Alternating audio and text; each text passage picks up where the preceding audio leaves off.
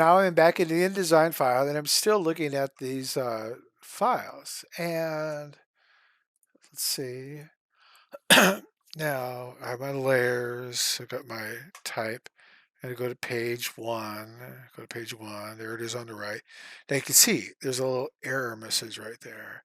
And if I go to links, and I got these error messages. And let me move my color swatches somewhere away.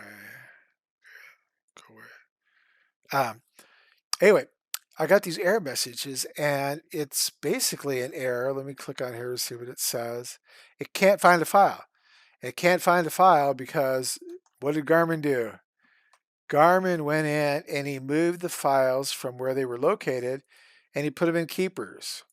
And I could do that, and InDesign is like, what's going wrong?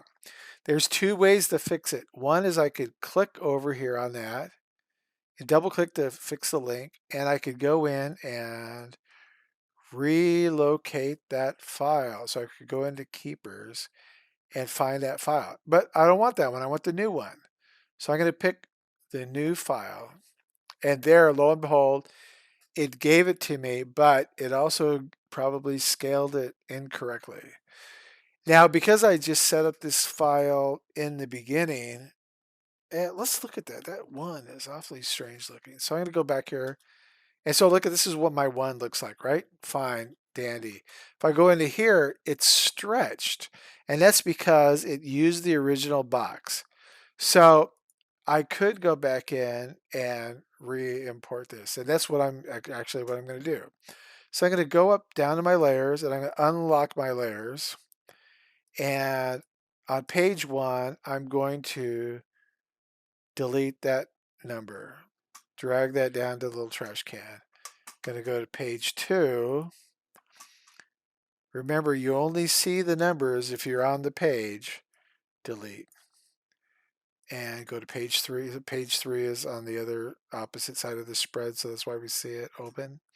There. So now, if I had already gone through it, let's say the whole book was already done, and my editor or even myself said, I don't like that, I could delete and resize. I could not delete, reload the pictures and rescale them, a hassle. But regardless, this is we're catching problems earlier. So now I'm going to go back to page one and we're going to add those back in. So page one is going to be up in the top right. It's going to be on the outside margin. And so this is open, hit the Command D key, pick that, make sure it's number one. And I'm going to zoom in a little bit and scroll up. And I'm going to go from the top corner down to 4 inches and snap.